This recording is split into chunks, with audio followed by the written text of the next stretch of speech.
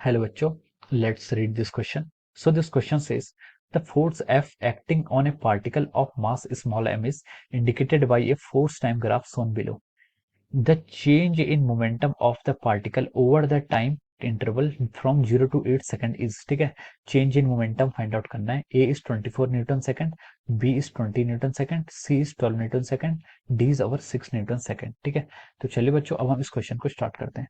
तो देखिए बच्चों, इस क्वेश्चन का जो आपका की कॉन्सेप्ट है, the key concept of this problem is that we have to find out here the change in momentum. आपको फाइंड आउट करना है over the time period, time interval आपको दिया हुआ है. ठीक है, तो देखिए जो आपका चेंज इन मोमेंटम होता है, चेंज इन मोमेंटम क्या कहलाता है आपका?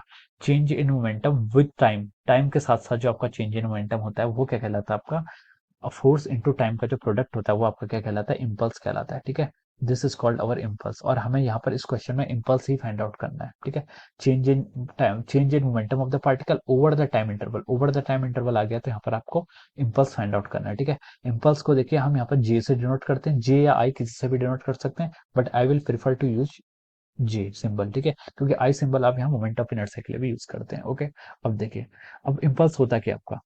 तो देखिए हम न्यूटन लॉ से बेसिक से स्टार्ट करते हैं. फोर्स की डेफिनेशन होती है, फोर्स इज इक्वल टू होता है आपका डीपी बाई डी. ठीक है, this is force, force is equal to rate of change of momentum. Okay, अब यहाँ से क्या लिख सकते हैं हम? देखिए डीपी, डीपी मतलब आपका change in momentum, change in momentum को क्या लिख सकते हैं आपका? Force into D T. ठीक है, फोर्स इंटू डी टी, ये क्या हो जाता है आपका?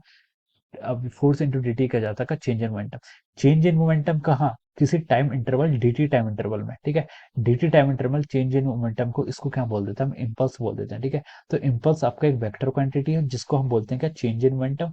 चेंज इन मोमेंटम यानी कि डेल पी, और डेल पी को हम क्या लिख सकते हैं? F into D T. ठीक है, ये आपका क्या जाता है? F D T. D T है मतलब एक किसी छोटे स्मॉल टाइम के लिए इंटीग्रेशन कर देंगे तो पूरे स्मॉल के लिए आप, पूरे किसी इंटरवल के लिए आपका आपका क्या जाएगा? इम्पल्स आ जाएगा. ठीक है, तो इम्पल्स की आपकी FDT integration, this is the definition of our impulse. ये आपकी इम्पल्स की डेफिनेशन हो जाती है. ठीक है, so this is how we can define the impulse. ये आपका इम्पल्स की डेफिनेशन होगी.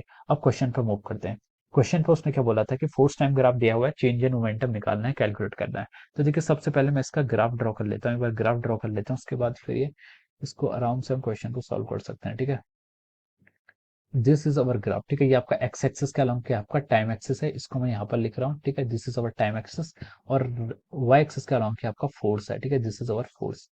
और देखिए यहाँ पर आपका ये इस तरीके से आ जाएगा.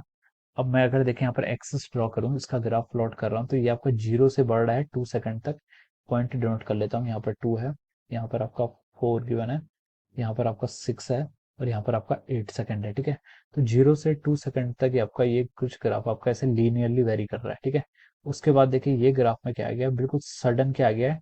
सडन चेंज आ गया, यानी कि सडन ये डिक्रीज हो गया. 0 से लेकर कहाँ तक गया आपका? 4 तक गया. ठीक है, फिर 4 से आपका इंक्रीज होकर कहाँ तक पहुंच गया? 8 तक पहुंच गया. And graph is looking something like this. Okay, इस तरीके का आपका यहाँ पर ग्राफ यहाँ पर देखिए नीचे को हमारा प्लॉट है. ठीक है, ये आपका नेगेटिव एफ में भी है, तो इसके लिए आप यहाँ पर इसको आगे भी प्लॉट कर लीजिए. ओके, अब देखिए, अब हम यहाँ पर क्या रख लेते हैं? इनके मैग्नीट्यूड रख लेते हैं.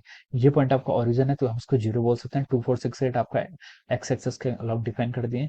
ये पॉइंट आपका कितना आ रहा है? 3 आ रहा है इसका पीक पर, और ये जो आपका ट्रायंगुलर टाइप की ज्योमेट्री है इसका पीक 6 पर आ रहा है. ठीक है, हमें यहाँ पर इतना डेटा क्वेश्चन में गिवन है. यस, और ये एंड आपका कितना है? -3 आ रहा है, force along negative x x. ठीक है, हाँ नेगेटिव नेगेटिव वाई एक्सिस. ठीक है, तो हमने यहाँ पर डिफाइन कर लिया. अब देखिए, अब क्वेश्चन में उसने क्या पूछा है कि हमें क्या बताना है? Change in momentum over time, यानी कि हमें इम्पल्स फाइंड आउट करना है. ठीक है, तो देखिए इस क्वेश्चन को हम देखें अगर, तो इस क्वेश्चन में हम डायरेक्टली ये भी बोल सकते हैं. देखिए इम्पल्स होता है क्या? Impulse is define as a integration of FDT. Integration of FDT क्या डिफाइन करता है आपका? ठीक है, अगर हम यहाँ पर किसी भी फंक्शन में कोई भी आपका ग्राफ होता है, ठीक है, कोई भी आपका ग्राफ होता है, यानी कि जैसे वाई डी एक्स का इंटीग्रेशन करते हैं. ठीक है, वाई को आप क्या लिख सकते हैं? Function of x with D x, ये इंटीग्रेशन करते हैं. तो ये जो आपका इंटीग्रेशन होता है, इंटीग्रेशन से जो रिजल्ट आता है, ये आपको एल्जेब्राइक एरिया देता है. क्या देता है? Algebraic area. ए से डिनोट कर रहा हूं मैं. ठीक है, ये आपको क्या देता है? एल्जेब्राइक एरिया देता है. ठीक है, सिंस इम्पल्स क्या एक वेक्टर क्वांटिटी है, तो हमें यहाँ पर ये भी फोकस करना होगा कि जो ग्राफ से ऊपर वाला पोर्शन है वो पॉजिटिव है, और जो टाइम एक्सिस के नीचे वाला पोर्शन है वो क्या आएगा? आपका नेगेटिव एरिया आएगा. ठीक है, तो इंटीग्रेशन क्या देता है? आपको इम्पल्स देता है. तो अगर हम इस कर्व का यहाँ पर एरिया फाइंड आउट कर लेते हैं, जो आपका यहाँ पर कर्व गिवन है, अगर हम इसका एरिया फाइंड आउट कर लें तो हमें क्या पता चल जाएगा? इससे हम ये फाइंड आउट कर सकते हैं कि हमारा क्या जो इम्पल्स है वो हमारा निकल जाएगा. ठीक है, ये एरिया अगर हम ऐसे फाइंड आउट कर लें दिस एरिया, तो हमें क्या दे देगा आपका, यहाँ से हमारा change in momentum over time, यानी कि आपका इम्पल्स फाइंड आउट हो जाएगा इनका एरिया फाइंड आउट करने से। ठीक है, तो हम डायरेक्ट क्या लिख सकते हैं, यहाँ पर हम लिख सकते हैं कि एरिया। ठीक है, हम यहाँ पर क्या फाइंड आउट कर लेते हैं, इसका एरिया को यहाँ पर हम कैलकुलेट कर लेते हैं। ठीक है, अब देखिए एरिया फाइंड आउट करने के लिए पहले मैं यहाँ पर देखिए कुछ नाम दे देता हूँ। ठीक है, नाम देने के लिए मैं यहाँ पर यूज करता हूँ, ये आपका ओरिजन ओ है, ये आपका ए है, ये पॉइंट आप बी एज्यूम कर लीजिए, ये पॉइंट सी एज्यूम कर लीजिए, ये पॉइंट को आप डी मान लीजिए, इसको ई मान लीजिए, इस पॉइंट को एफ मान लीजिए, इसको जी मान लीजिए और इस पॉइंट को एच मान लीजिए। ठीक है, ये आपका क्या हो जाएगा एरिया। हम इस तरीके से आगे कैलकुलेट करते हैं। अब चलिए प्रोसीड करते हैं एरिया कैलकुलेशन की तरफ। ओके, देखिए एरिया फाइंड आउट करना है। सबसे पहले हम इस ट्रायंगल ओएडी का एरिया फाइंड आउट करते हैं। ये क्या आपका एक ट्रायंगल है, कैसा ट्रायंगल है, रेक्टेंगल है, हाफ मतलब रेक्टेंगल मतलब एक एंगल आपका 90 डिग्री है। तो हाफ सॉरी रेक्टेंगल नहीं, ये आपका राइट एंगल ट्रायंगल है। ठीक है, OAD is a right angle triangle.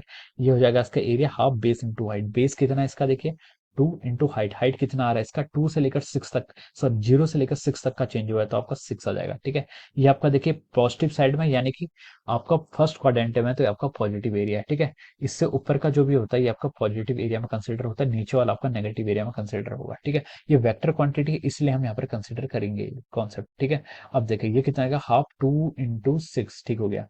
अब आप अब आप डीईसीबी का एरिया निकालिए। डीईसीबी का एक रेक्टेंगल है, रेक्टेंगल का एरिया फाइंड आउट करेंगे तो वो कितना आएगा आपका, पहले तो आप नेगेटिव साइन ले लीजिए और अब इसका एरिया निकाल दीजिए। ठीक है, देखिए इसका जो टाइम एक्सिस के अंदर चेंज कितना आ रहा है 2 से 4, यानी कि चेंज आपका 2 आ गया। ठीक है, अब देखिए फोर्स एक्सिस के अलॉन्ग कितना चेंज आ रहा है, -3 से लेकर 0 तक का चेंज आ रहा है। ठीक है, तो आप इसको 3 लिख लीजिए। ठीक है, माइनस साइन हमने पहले ही कंसिडर कर लिया, आगे माइनस मैंने यहाँ पर लगा दिया है। ठीक है, अब देखिए फिर आप प्लस कर लीजिए।